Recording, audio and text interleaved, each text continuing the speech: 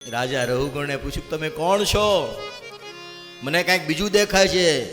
બ્રાહ્મણ છો? ઓહો, બ્રહ્મદેવ છો? એ ભૂલ થઈ ગયો. બ્રાહ્મણને તુકારો ન કરાય. મેં તમને જડ કીધા. ભગવાન પણ બીતા હો બ્રાહ્મણોથી. ભગવાન બીતા બ્રાહ્મણોથી. એ કે આનાથી આગું રે. પાટું માર્યું ભૃગુ ઋષિએ નારાયણને છાતીમાં. નારાયણે હુતા હુતા કીધું, બ્રહ્મદેવ તમને જ નથી વાગ્યું ને? હા, તમને તો નથી વાગ્યું ને?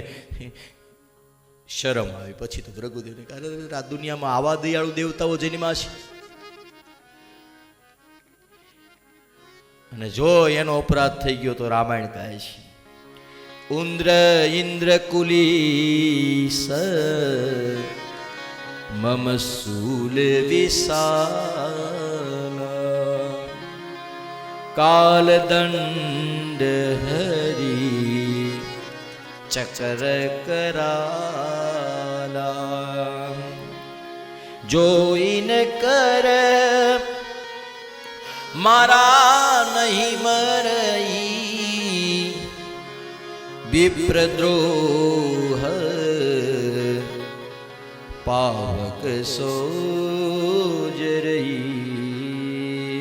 મહારાજ રાજા રઘુગુણને જ્ઞાન થઈ ગયું ને એણે કીધું, મહારાજ માફ કરજો, ક્ષમા કરજો. પછી તો અંદર બ્રાહ્મણની અંદર જે પડ્યું હતું બધું જ્ઞાન, વિદ્વતાની બધી વાતો, આત્મતત્વની વાતો, દેહ તત્વની વાતો, ધર્મ તત્વની, ગૃહસ્થાશ્રમની સગળી વાતો જ્યાં સમજાણી ત્યાં તો રઘુગુણ પગે લાગ્યું. મહારાજ તમારા આશીર્વાદથી તો અમારું ધ્યેય થાય. રઘુગુણ ત્યાંથી દૂર થયા. જડભરતજી ત્યાંથી આગળ જાય છે. જડભરતજી આગળ જતા હતા.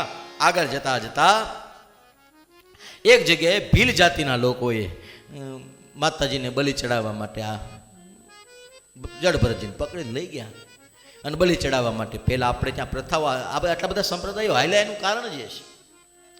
કારણ કે દરેક સંપ્રદાયમાં સમયાંતરે કાંઈક ને કાંઈક કલીનું લક્ષણ આવ્યું. કલીના દોષોએ કોઈ પણ સંપ્રદાયને મૂક્યો નહીં. કળિયુગ ગમે ત્યાં પ્રવેશી જાય અને પ્રવેશ કરે એવા સમયે માણસની જરા આમથી નજરની ચૂક થઈ જાય. જેને તમે પોતાનો કરીને પોતાને ભેગો લીધો હોય ને એ હંસલો જાણીને ભેગો રાખ્યો હોય, પણ એ જ સમય આવે એ બગલો થાય ને એ બગલો હોય પછી એ તો હું એને કાદ ઉખેડવાની ઉલાળવાની ટેવ હોય. અને પછી આપણને એમ થાય કે ઓહો, સંપ્રદાયમાં તો એવું નહીં. સંપ્રદાયમાં જેને સત્સંગ જોઈએ છે એના માટે સત્સંગ ભરપૂર પડ્યો છે. જેને જેવું જોઈએ એવું દરેક સમાજની અંદર, દરેક ધર્મની અંદર, દરેક સંપ્રદાયની અંદર. ભગવાન આદિશંકરાચાર્ય આવ્યા.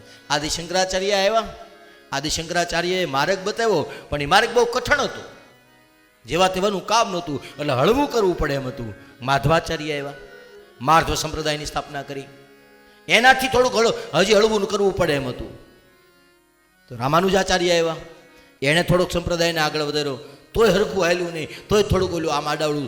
નિંબાર્કાચાર્ય આવ્યા, આખી માર્ગી સાધુની પરંપરા. હા, એ નિંબાર્કાચાર્ય આવ્યા. એ નિંબાર્કાચાર્ય સંપ્રદાયને વિશેષ આમ વેગ આપ્યો, ધર્મ સમજાવ્યો. તોય લોકો થોડાક વિમુખ રહ્યા. વલ્ભાચાર્ય આવ્યા, મહાપ્રભુજી આવ્યા. વૈષ્ણવ સંપ્રદાય પુષ્ટિનો માર્ગ, દીનતાનો માર્ગ બતાવ્યો. વૈષ્ણવને કંઠી આપી, તિલક આપ્યું, કૃષ્ણમ શરણમાં અષ્ટાક્ષરી મંત્ર આપ્યો ને કીધું આના આધારે તમે તમારા જીવનને વ્યતીત કરો. એમાંય આગળ વધ્યું ને આગળ વધતા એમાંય થોડું ઘણું 2 કીર્તન ને 2 પદ આવડ્યા તો આખી દુનિયાથી અભડાવવા માંડ્યા. એનાથી આગળ જતા હરખું ન હાલ્યું. અને પછી છપૈયાની અંદર ઘનશ્યામ મહારાજ આવ્યા કે ગમે એવો હોય, ના એવો ધોયો હોય, ગમે કર્યું હોય, ન કર્યું હોય, કંઠી પહેરે, ગળા મુગોમુખી માળા રાખી ભગવાનનું નામ લે, એ બધાય મારા. ન નાત ન જાત ન પાંચ ન ભણેલો ન પણ કોઈ નહીં. દ્વારિકાધીશ પ્રભુએ પુષ્ટિ સંપ્રદાયની અંદર મહાપ્રભુજીએ અનેક વખત વૈષ્ણવને ટકોર કરી કે આ માર્ગ રોવાનો છે. આયા ભગવાનના વિરહનો માર્ગ છે. વૈષ્ણવ સંપ્રદાય કંઈ દાંત કાઢવાનો માર્ગ નથી, ટીકાનો માર્ગ નથી. આ વૈષ્ણવ સંપ્રદાય અષ્ટ સખાઓ, પુષ્ટિ સંપ્રદાયના અષ્ટ સખાઓ એ જ સ્વામિનારાયણ સંપ્રદાયના મોટા સાધુઓ. આ મુક્તાનંદ સ્વામી, ગોપાળાનંદ સ્વામી, ગુણાતીતાનંદ સ્વામી, નિષ્કુળાનંદ સ્વામી, એ જ પુષ્ટિ સંપ્રદાયના જે અષ્ટ સખાઓએ કીર્તન લખ્યા, એ ટ્રાન્સલેશન કરીને મહાપ્રભુજીએ બતાવેલા માર્ગથી શિક્ષાપત્રીમાં પણ ક્યાંક ભગવાને લખેલું છે.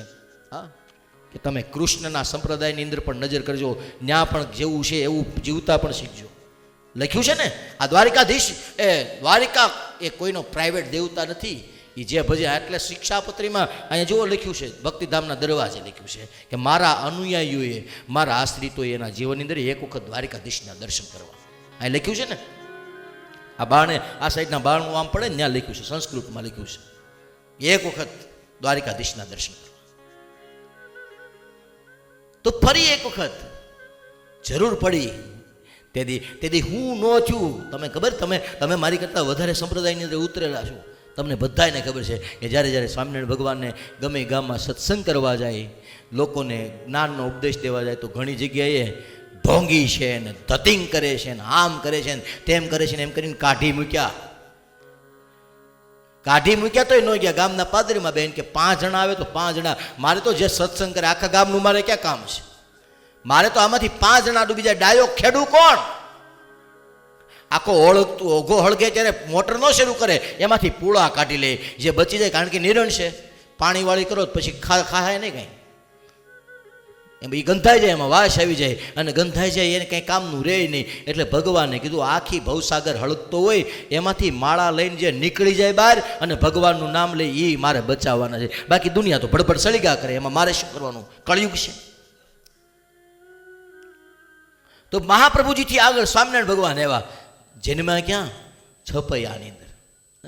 અને ત્યાંથી અહીંયા સુધી આ દુનિયાના ખૂણે ખૂણે એને નામ મહિમા સમજાયો. નામ સ્મરણનું તમારે બધા પાસે હશે પુસ્તક, ક્યારેક એમાં ક્યાંક નજર કરો. તમે સ્વામિનારાયણ નામ મંત્રની મહિમાનું જે પુસ્તક છે એમાં નજર કરો, સંહિતામાં નજર કરો.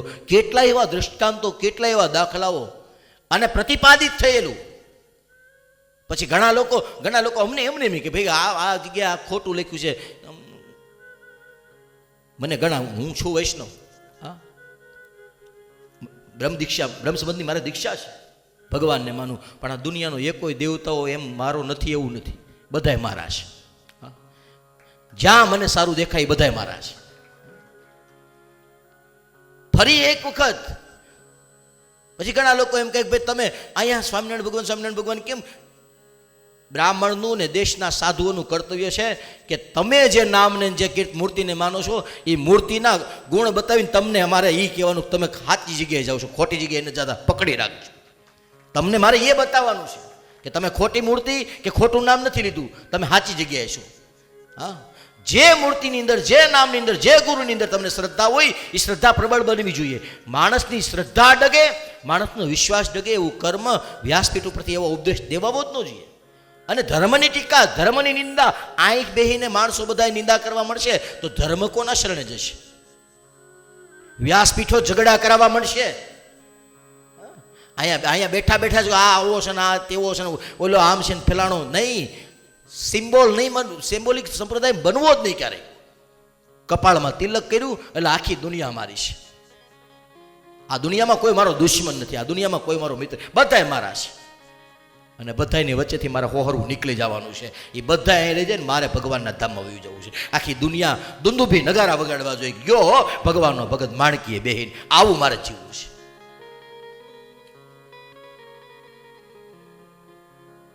અને મહાકાળી ભદ્રકાળીની સામે બલિદાન દેવા માટે તૈયાર થયા અને જ્યાં તલવાર ઉપાડી ત્યાં તો ભદ્રકાળીની મૂર્તિના 2 ભાગ થયા અને પ્રકાશ્યો. બોલો ભદ્રકાળી. હા, માતાજી તો પછી હારે જ રાખજો.